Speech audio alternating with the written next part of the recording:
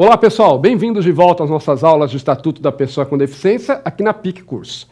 Estamos vendo alguns conceitos do artigo 3º da lei, né, alguns conceitos diversos que são importantes para a sua prova, e aí paramos aí no conceito de barreiras. E aí vimos que barreiras, de uma forma simples, é tudo aquilo que vai impedir, que vai atrapalhar a pessoa de exercer os seus direitos em geral, ok? Então, tudo aquilo que impeça, e aí vai depender, claro, da deficiência da pessoa, ela pode enfrentar mais barreiras ou menos barreiras. E aí o que é mais importante aí são as divisões das barreiras. Ó, que quando a gente pensa em barreira, talvez a primeira coisa que vem à mente sejam barreiras físicas, né? O exemplo que eu dei, a calçada esburacada para o cadeirante, uma barreira física. A escada para o cadeirante ou para o deficiente visual, é uma barreira. Mas, na verdade, barreira vai muito além disso, tá? E aí a lei deixa claro, ó, ela classifica as barreiras aí em 6 categorias. Quais são elas? Primeiro, barreiras urbanísticas. O que são barreiras urbanísticas? São aquelas existentes nas vias e nos espaços públicos e privados abertos ao público ou de uso coletivo. De uma forma simples, pessoal, barreira urbanística é aquela barreira que está nas vias públicas, que está nos locais de circulação, tanto públicos como privados de uso público. Exemplo, a calçada esburacada é uma barreira urbanística, porque está na via pública, né? Ou vamos imaginar um condomínio fechado, um condomínio, um local particular, que a calçada também seja esburacada. É uma barreira urbanística, porque, mas a via não é pública, é fechada dentro do condomínio. Ok, mas é uma via privada aberta ao público, né? Pelo menos ao público que ali circula, que é quem mora ali. Quer ver? Isso fica muito claro quando você compara projetos de prédios novos com projetos de prédios antigos. Você já viu prédios antigos, né? Provavelmente aí no centro da sua cidade. Você deve ter observado que prédios antigos normalmente não tem rampa. Você muitas vezes já sai do portão, já dá logo de cara com uma escada, né?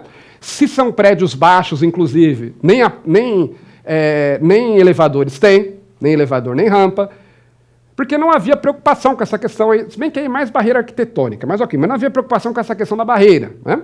Agora, condomínios novos, pensar no caso de um condomínio. Hoje você pode ver, todos eles, pelo menos, né, normalmente as prefeituras exigem, todos deveriam ter. Você tem lá calçadas, você tem rampas de acesso, para que os deficientes também possam se locomover, tá? Então, barreira urbanística são aquelas existentes nas vias públicas ou nos espaços privados abertos ao público ou de uso coletivo. E aí tem as barreiras arquitetônicas, que são aquelas existentes nos edifícios públicos e privados. Então, barreira urbanística é na via, barreira arquitetônica é no edifício. Por exemplo, no caso de elevador, falta de elevador ou falta de uma rampa dentro do edifício, é uma barreira arquitetônica. Agora, se o problema for na via pública, é uma barreira urbanística. Então, por exemplo, uma escada. Se a escada for dentro do edifício, não tiver, né, elevador, não tiver rampa, é uma barreira arquitetônica. Se a escada estiver numa viela pública, aí é uma barreira urbanística, tá certo? Então é simples o conceito. Barreira urbanística na via pública, barreira arquitetônica nos edifícios. Por exemplo, né, também local de trabalho em que não está espaço para o cadeirante se locomover, uma barreira arquitetônica, porque é dentro do edifício. Barreiras nos transportes, o nome já está dizendo, são as existentes nos sistemas e meios de transportes. Então, por exemplo, um ônibus que não tenha aquele elevador, né, aquela plataforma para o deficiente entrar no ônibus. É um exemplo de barreira no transporte. Ou então o ponto de ônibus fica num local de difícil acesso para quem é deficiente. Não tem guia rebaixada, não tem indicação ali para o deficiente visual, não tem lá informações em braille, quais ônibus passam ali. É um exemplo de barreira no transporte. Barreiras nas comunicações e na informação.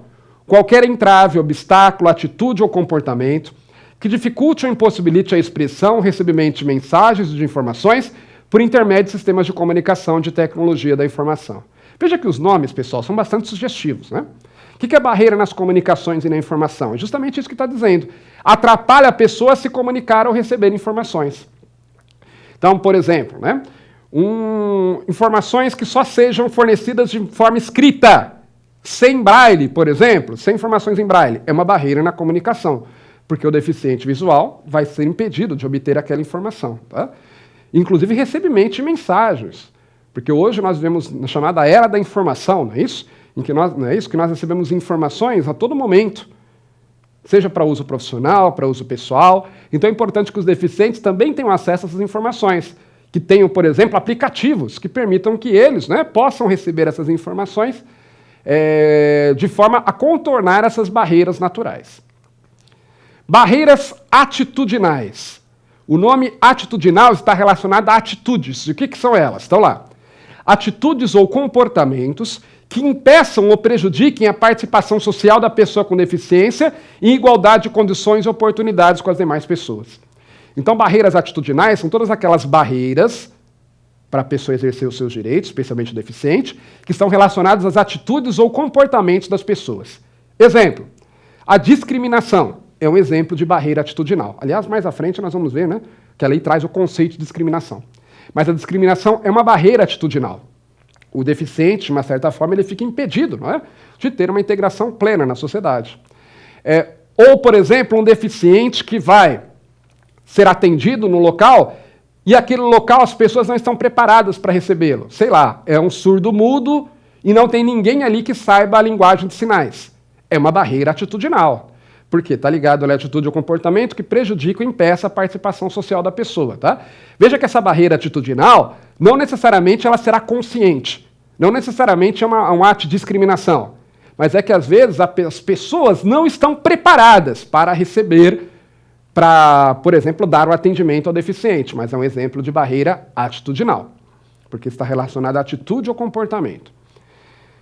E aí as barreiras atitudinais, normalmente elas são vencidas por meio de conscientização e de treinamento adequado.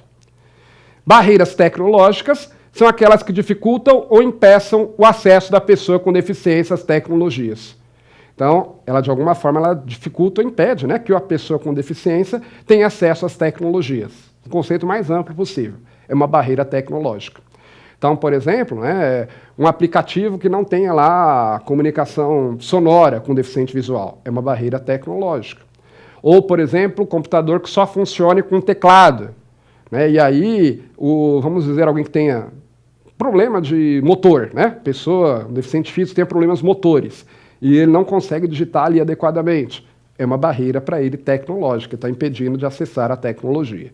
E no mundo de hoje, né, cada vez há uma preocupação maior com a questão das barreiras tecnológicas, porque nós trabalhamos com tecnologia, lidamos com tecnologia todos os dias na nossa vida. Então é importante que essas barreiras tecnológicas sejam aí contornadas, né? Ou com equipamentos com desenho universal, que permitam que o deficiente utilize normalmente, ou então com o uso de tecnologias assistivas, que vão contornar aquela barreira, certo?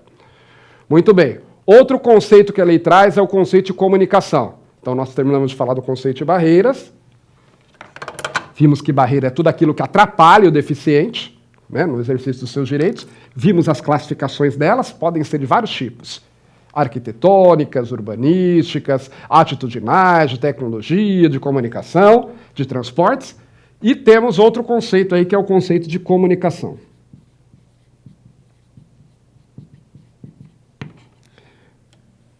Está lá, na lei, vamos ler o que a lei diz. Segundo a lei, comunicação é a forma de interação dos cidadãos que abrange, entre outras opções, as línguas, inclusive a língua brasileira de sinais, a famosa Libras, a visualização de textos, o braille, o sistema de sinalização de comunicação tátil, os caracteres ampliados, os dispositivos multimídia, assim como a linguagem simples, escrita e oral, os sistemas auditivos e os meios de voz digitalizados e os modos, meios e formatos aumentativos e alternativos de comunicação, incluindo as tecnologias da informação e das comunicações. Pessoal, quase tudo aí são exemplos. O conceito mesmo está na parte inicial, ó. Comunicação é a forma de interação dos cidadãos. A comunicação está relacionada à interação das pessoas. Comunicar-se é isso, é interagir, ok? Aliás, a gente até aprende isso na escola, né? Me lembro que até na escola a professora falava sobre isso. Na comunicação, o que você tem? Na comunicação eu tenho... Vou colocar desse lado de cá, tem mais espaço. Na comunicação eu tenho um emissor que vai mandar uma informação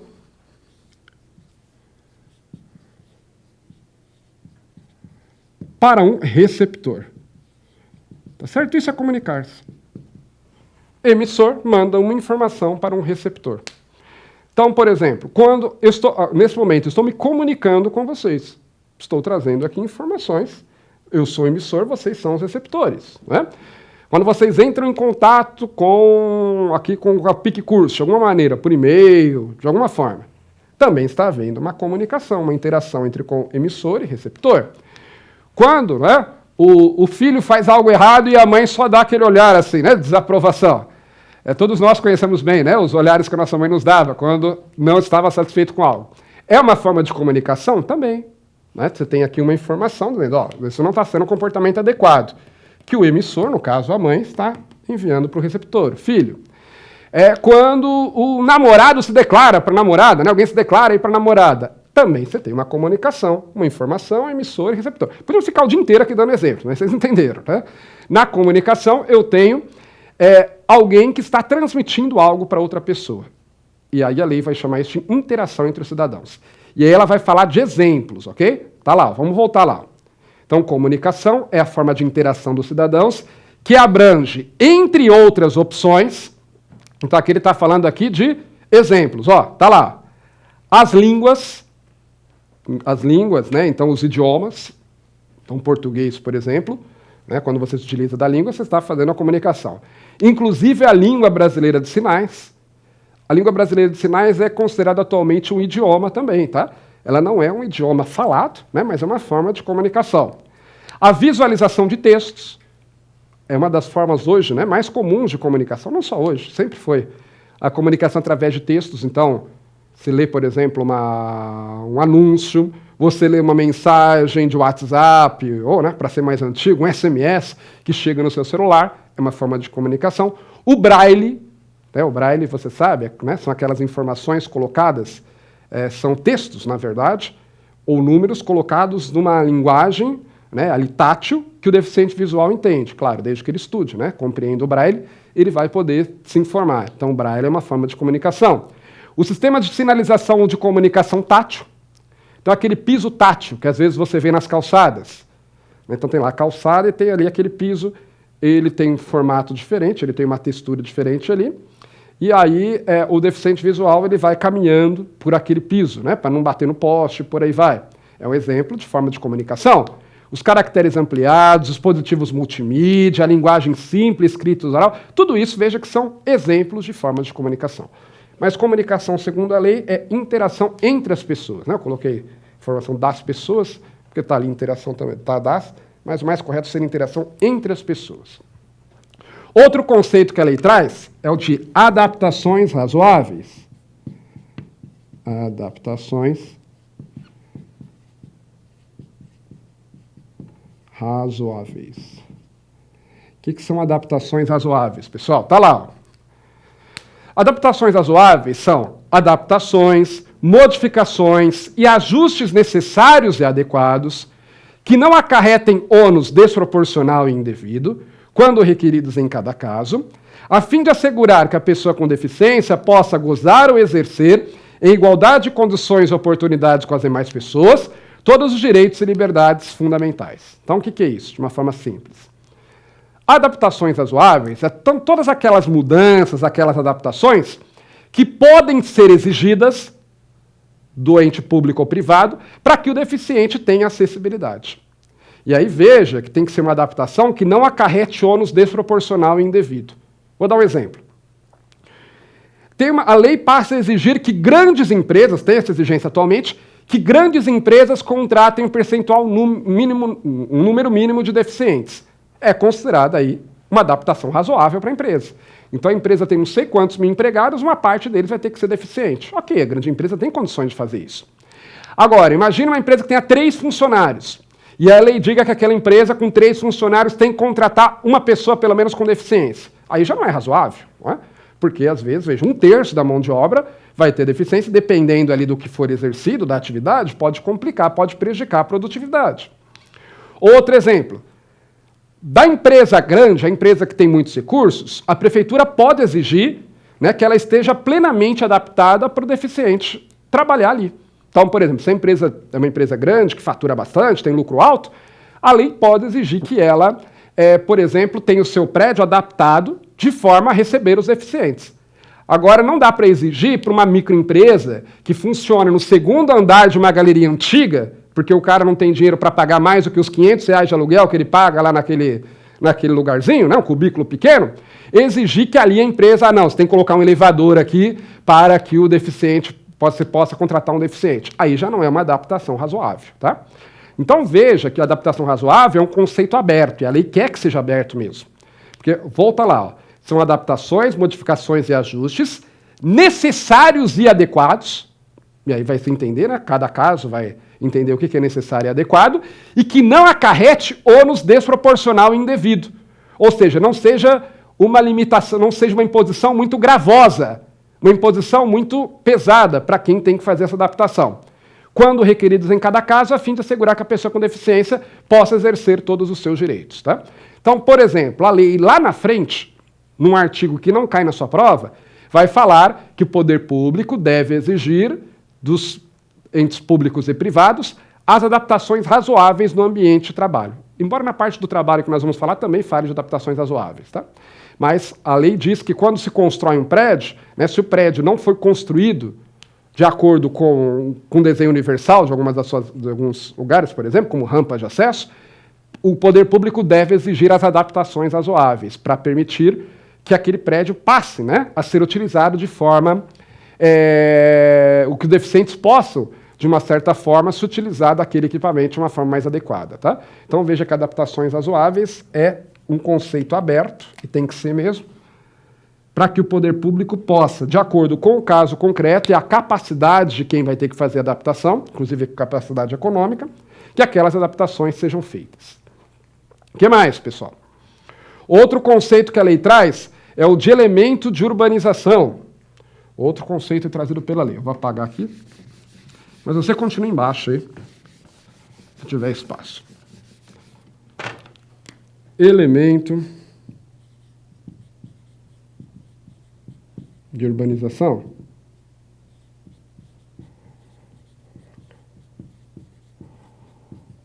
Elemento de urbanização. Tá lá.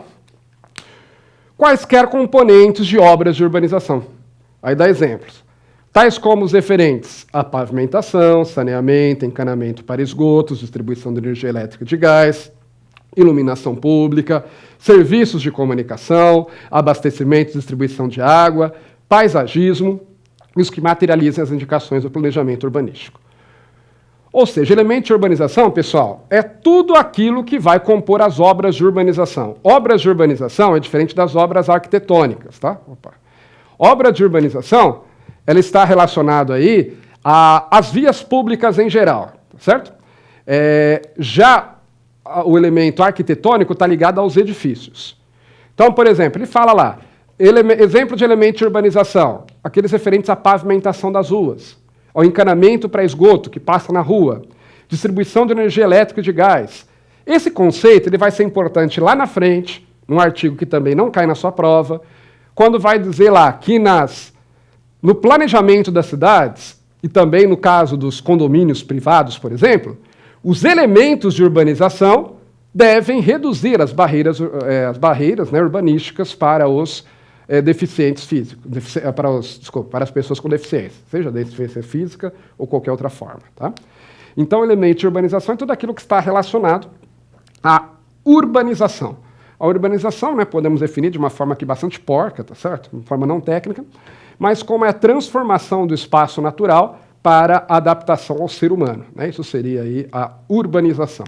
Está ligado às cidades, principalmente. Né? Daí a sua palavra, daí o termo urbanização. Ok? Então, elementos de urbanização são todos esses componentes das obras de urbanização. Outro conceito que a lei traz é o de mobiliário urbano, que vai complementar aí de uma certa forma, mobiliário urbano. O conceito vai complementar o de elemento de urbanização. Por quê? O que é o mobiliário urbano? Está lá, ó, no inciso 8º do artigo 3º. Ele diz que o mobiliário urbano é o conjunto de objetos existentes nas vias e nos espaços públicos, superpostos ou adicionados aos elementos de urbanização e de edificação, de forma que a sua modificação ou seu traslado não provoque alterações substanciais nesses elementos, tais como semáforos, postos de sinalização e similares, terminais e pontos de acesso coletivo às telecomunicações, fontes de água, lixeiras, toldos, marquises, bancos, quiosques e quaisquer outros de natureza análoga. Então, o que é isso, pessoal? Veja, enquanto elemento de urbanização ele está fixo, por exemplo, é o encanamento, a distribuição de energia elétrica, o mobiliário urbano ele pode até estar fixo, mas a retirada dele não causa uma alteração substancial nos elementos de urbanização. Tome cuidado que eu já vi uma questão de prova, bastante recente, porque Estatuto da Pessoa com Deficiência, eu não me lembro bem a redação, mas que a lógica da questão era a seguinte, perguntando se mobiliário urbano era aquele que não era fixo, era aquele que podia ser transportado de forma livre, era móvel. Errado. Mobiliário urbano ele pode ser fixo, mas ele pode ser retirado facilmente, sem ter que alterar o elemento de urbanização. Aí a lei dá vários exemplos que deixam isso claro. Ó. Por exemplo, semáforo. Está lá o semáforo para os veículos, ele é fixo, tá certo? Não dá o guarda de trânsito, não pega o semáforo, leva nas costas e coloca ali todo dia. Não, ele é fixo, está fixo ali no chão. Mas ele é considerado mobiliário urbano porque é relativamente fácil você remover um semáforo. Você não precisa destruir toda a calçada, né? No máximo ele vai cortar ou até remove algo pequeno, mas não há uma alteração substancial na calçada para retirar o semáforo. É algo que é destacado da calçada. Você consegue, né? Tanto é que a gente dá um nome diferente. Tem o semáforo e tem a calçada. Outro exemplo. Postes de sinalização, também. O poste, embora não seja assim tão simples tirar um poste do lugar, né? Mas é algo que pode ser feito, claro, tendo-se ali os equipamentos adequados, é algo que pode ser feito sem que precise se alterar profundamente o ambiente, o local ali. Né? Quando você retira um poste, você não está fazendo uma obra de grande... É diferente de você retirar um encanamento esgoto, que você tem que quebrar a rua toda. Para retirar o poste, não. Então ele faz parte do mobiliário urbano. Terminais e pontos de acesso coletivo às telecomunicações. Então, às vezes, tem aqueles totens, né? Para utilizar ali, as pessoas utilizarem a tecnologia, é um exemplo de mobiliário urbano. Lixeira.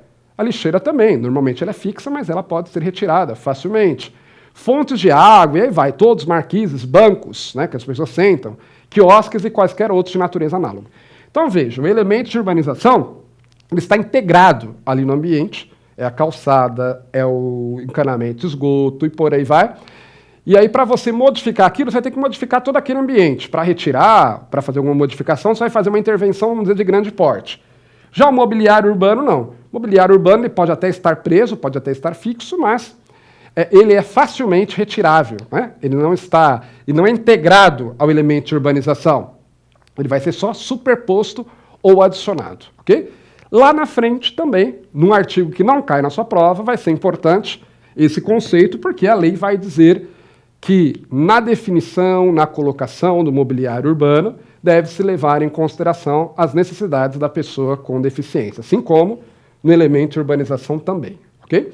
Mas volto a dizer, pessoal, esses conceitos aí, alguns deles, você não vai ver a aplicação na prática nos artigos que nós vamos estudar, porque são em artigos que não caem na sua prova. Então, professor, não precisa estudar esses conceitos que estão no artigo 3º. Tem sim, porque o artigo 3º cai na sua prova. Okay? Então é importante você entender o conceito, embora nem sempre você vai ver aí o artigo da lei que vai cair, que vai tratar sobre ele, que vai colocá-lo em prática. Porque o artigo 3º é um glossário, eu falei para vocês, é uma espécie de glossário, então é importante só entender o conceito que aí está, ok? E aí não precisa decorar as palavras, pessoal, porque veja que a lei ela usa muitos termos parecidos, né? Por exemplo, quando fala lá de adaptações razoáveis, fala adaptações, modificações e ajustes. Quando fala de barreiras, ela diz qualquer entrave, obstáculo, atitude ou comportamento. Precisa decorar esse monte de substantivos que estão aí? De forma nenhuma. O que você precisa entender bem é o conceito, ok? Vamos lá. Outro conceito que está aí, pessoa com mobilidade reduzida. E aí é importante a gente diferenciar pessoa com mobilidade reduzida de deficiente, pessoal. Pessoa com mobilidade reduzida. Mobilidade reduzida. É a mesma coisa que pessoa com deficiência? Não. Conceito de pessoa com deficiência nós já vimos lá no artigo 2º, lembra? É aquele que tem impedimento de longo prazo, de natureza física, mental, sensorial ou mesmo intelectual, que vai impedir, que vai atrapalhar essa pessoa de exercer os seus direitos normalmente. E tem que ser de longo prazo, já vimos isso. Esse é o conceito de pessoa com deficiência. Pessoa com mobilidade reduzida, nós vamos ver o conceito agora, tá? Uma pessoa com deficiência pode ser a pessoa com mobilidade reduzida também? Pode. Mas não necessariamente a pessoa com mobilidade reduzida vai ser uma pessoa com deficiência. Por quê? Vamos ver o conceito de pessoa com mobilidade reduzida. Está lá no inciso 9º, ó. É aquela que tenha, por qualquer motivo, dificuldade de movimentação, permanente ou temporária, gerando redução efetiva da mobilidade, da flexibilidade, da coordenação motora ou da percepção, incluído idoso, gestante, lactante, pessoa com criança de colo e obeso. Então vamos ver a primeira diferença da pessoa com mobilidade reduzida para o deficiente. Primeiro, pessoa com mobilidade reduzida, a dificuldade ela pode ser permanente ou temporária. Tá? Então, por exemplo, se eu quebro o pé, e aí vou ter que andar durante um tempo com muletas, eu sou um deficiente físico? Não, mas eu sou uma pessoa com mobilidade reduzida. Ah, mas daqui a um tempo você vai poder estar andando normalmente. Ok, mas ali diz que é uma dificuldade temporária, também é considerada a pessoa com mobilidade reduzida. Tá? Então, aquela pessoa que quebra o pé é uma pessoa com mobilidade reduzida, embora não seja deficiente. Bom, e aí, além disso, vai ser dificuldade da movimentação. Lembra que deficiente pode ser deficiente mental, inclusive, intelectual, sensorial, né? A pessoa com mobilidade reduzida, ela vai ser sempre relacionada à movimentação. Daí o nome, mobilidade reduzida, ok? E aí gerando redução efetiva da mobilidade, da flexibilidade, da coordenação motora ou percepção, incluindo aquelas causas naturais disso, como as pessoas idosas, o idoso. O idoso ele tem uma dificuldade de movimentação em relação, por exemplo, às pessoas de menor idade? Nem todo idoso, né? É verdade que tem idoso aí que está em melhor forma, se locomove melhor que muito jovem hoje em dia. Mas, no geral, a pessoa acima de determinada idade, ela vai ter uma dificuldade maior de mobilidade, né? Então, vamos imaginar a pessoa de 90 anos, por exemplo. Você espera que a pessoa de 90 anos ela não vai conseguir se deslocar com a mesma desenvoltura, por exemplo, de uma criança, por exemplo, né?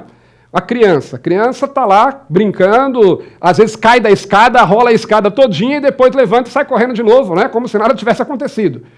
Se um idoso sofre uma queda na escada, normalmente vai ter efeitos gravosos, porque a mobilidade dele é reduzida, tá certo? Gestante, a grávida, especialmente no final da gravidez, tá? Ela, ali, seja pelo próprio peso da barriga, ou seja porque ela tem que ter cuidado para se deslocar para não atingir a criança, ela também é uma pessoa com mobilidade reduzida. Lactante. Lactante é aquela mulher que amamenta. Não me pergunte por quê, né? Uma lactante é considerada a pessoa com mobilidade reduzida, mas está aí na lei, tá certo? Se a mulher estiver amamentando, vai ser considerada a pessoa com mobilidade reduzida. Provavelmente é para que se dê preferência lactante no atendimento. Por quê? Porque lactante, embora, né, não seja proibida a mulher amamentar em público, nem teria sentido proibir isso, mas muitas se sentem constrangidas. Então aí, como você tem uma criança que depende, né, ali daquela amamentação, então para dar uma preferência, talvez se colocou aí com mobilidade reduzida. Mas guarde, não interessa o porquê, lactante, pela lei, é considerada uma pessoa com mobilidade reduzida. Tá? Pessoa com criança de colo. Claro, né, pessoa que tem uma criança de colo, um bebê, por exemplo, de 3 meses. A pessoa tem que segurar aquela criança, ela tem uma dificuldade maior ali na sua mobilidade. Não precisa ser a mãe, tá certo? É aquela pessoa que esteja com a criança, é considerada a pessoa com mobilidade reduzida. Obeso, também, especialmente aqueles, né, chamada obesidade mórbida, que é quando a pessoa é muito gorda mesmo, e todos percebem que a pessoa está muito acima do peso. Claro, tem problemas na sua mobilidade, né? Não consegue correr normalmente como as demais pessoas. Se sofrer uma queda, pode ter consequências graves. Então, essas são pessoas com mobilidade reduzida. São pessoas que, por alguma razão, seja temporária ou permanente, não importa, têm dificuldade na sua movimentação, ok? E aí não precisa ser deficiente físico. Por exemplo, o idoso não é deficiente físico, né? Só pela idade não é deficiente físico. O obeso também não, a grávida também não, pessoa com criança de colo, lactante também não. Mas são pessoas com mobilidade reduzida, ok? Muito bem, vamos parar por aqui que o nosso tempo já foi. No próximo bloco nós vamos terminar de falar aí sobre os conceitos do artigo 3º. Bons estudos a todos e até a próxima!